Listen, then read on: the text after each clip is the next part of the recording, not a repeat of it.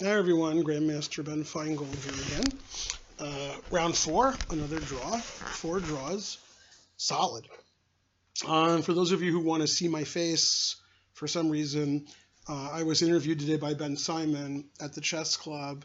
So probably about 1 in the morning tonight, they'll put up the video because it takes several hours. Also, it's going to go over 2 rounds. I actually went over all 4 games and had some other funny discussion with Ben.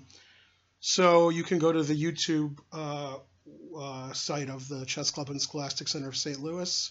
Hopefully you already subscribed to that. That's where a lot of my videos are. Okay, so don't forget to go to atlchessclub.com and donate. Look at our website. Follow me on Twitter and Facebook. I played Nicolas Checa. He's 15 years old, and his FIDE rating is 2400. He's international master, trying to get a grandmaster norm. There's actually, I think, 6 people, that's correct, that have 2 out of 4. So there's a 6-way tie for third after 4 rounds. Wonder Liang and Andrei Gorovets have 3 out of 4. They're tied for first. And nobody has 2.5. That's funny. And David Berksees, who I'm playing next round, has 1.5. And Nikhil has half a point. Okay, that's the standings in my group. I played e4, which I usually don't play.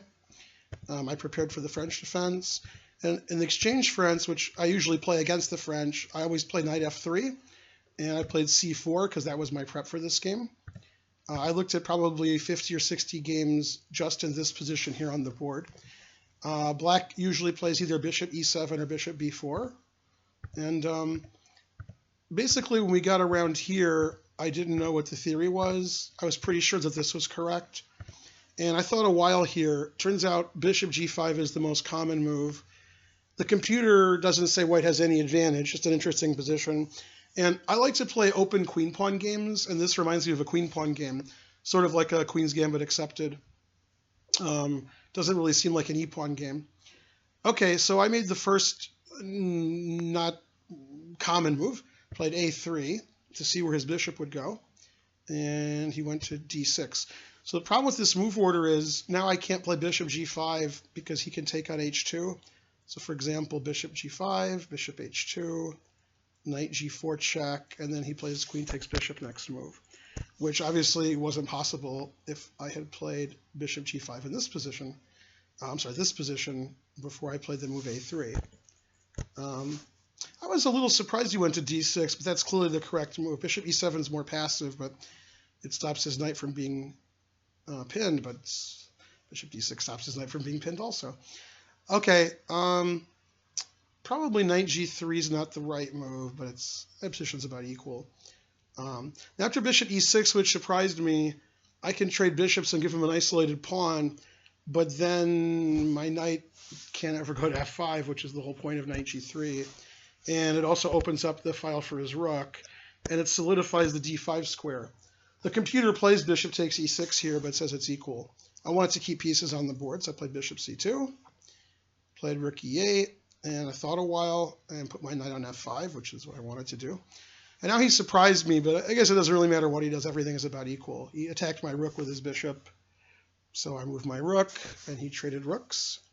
And then he went back with his bishop, and surprisingly, I had a very long think here, probably 15 minutes. And problem is, a lot of the moves I wanted to make aren't good. For example, I wanted to play queen e3 and then maybe queen g5. But after queen e3, he can either play knight g4 or bishop takes h2 check because he has this knight g4 check trick. So queen e3 is silly. I almost played queen d2 because then I can try to play queen to g5. But, I mean, bishop on c1 is pretty bad. Rook is pretty bad on a1. And I almost played h3 because that stops all of his knight g4 and bishop h2 ideas. But anyway, the engine says the only really good move is to take the bishop and then play queen e5, and I thought this was just equal. And the reason I thought that is it is just equal. I have the 2 bishops, but he has all good pieces, and I have an isolated pawn, and I haven't moved these out yet. So it's dynamically equal. And I didn't want an equal position. I didn't want to trade. So instead, I played a move that will surprise a lot of you in this position. I played queen d1. And that defends my d-pawn more. It prevents knight g4, and I want to play queen f3 at some point. So queen d1 does a lot of stuff I wanted to do. Okay, he traded on f5, which surprised me a little because he didn't trade before, but it's fine. And then he attacked my h-pawn. At the same time, he releases his rook to go to the open e-file. So queen c7 is a good move. Well, I didn't want to play h3 because I thought at his leisure he would play bishop f4 and trade bishops, and I wouldn't have the two bishops anymore. So I played g3, which doesn't really weaken the white square since I have a white square bishop and he doesn't. It stops him from taking on h2, and it prevents anything from ever going to f4, like a bishop or knight, which seems possible. And he played rook e8, putting his rook on the open line. Computer slightly prefers black here. I played bishop g5, finally developing a piece. And he played knight b d5, and I had another long think. And the more I thought, the more I didn't like my position. I thought I was slightly better, which wasn't true. And now I thought I was worse, which is true. And the problem is queen b6 puts pressure on both my pawns, and queen a5 puts pressure on both my bishops, neither of which is defended. So I decided to bail out here and try to draw instead of, blunder one of my loose things. Got a lot of loose things. So I traded on f6. He has to take with a knight, because taking with a pawn is crazy. And then I played queen b3, which prevents his knight from going back to d5, puts pressure on b7, lets my rook get to plethora of squares, and stops him from playing queen b6, attacking all of my weaknesses here. And I offered a draw. I was about, 20 minutes behind on the clock, which I guess is good for me. The computer prefers black and says black should play h5 with the idea of h4, try to soften me up on the king side. It says black's better by about 0.2, 0.25. I'm not sure if I agree with that. I think it's pretty equal. Anyway, he accepted, so that was good for me because, I never really had the advantage of this game. Probably if I play this variation again, if I go back to move 11, when I played a3, probably bishop g5 is a good try for an advantage. Because the move I played just didn't know I'm going to play bishop g5, and I didn't develop my bishop till move 20 when I played bishop g5 here. So that was probably not good timing. All right, so 4 draws. I'm playing the other Grandmaster of the tournament. There's 3 of us. I played the other Grandmaster in round 1. I'm another Grandmaster, and there's one more, and I'm playing in this round, David Berksies. He's a student in Texas, if he still is a student. He's been a student in Texas for a while. I'm not sure if it's Texas Tech or Rio Grande or UTD. It's not Texas Tech, so it's either UTD or Rio Grande. I'm not sure, but it's one of those schools in Texas.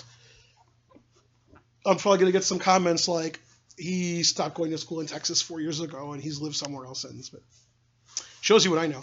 I've never played David before, and as far as I know, I've never seen him before. So there's a lot of new opponents for me this tournament, including Nicolas Checa, who I just played. All right, so that was round 4. Well, I hope I don't have 9 draws, but I guess it'll be funny if I do. I guess that's better than 9 losses. Okay, this is Grandmaster Ben Finegold, and again, if you want to see my pretty face, I did just get a haircut.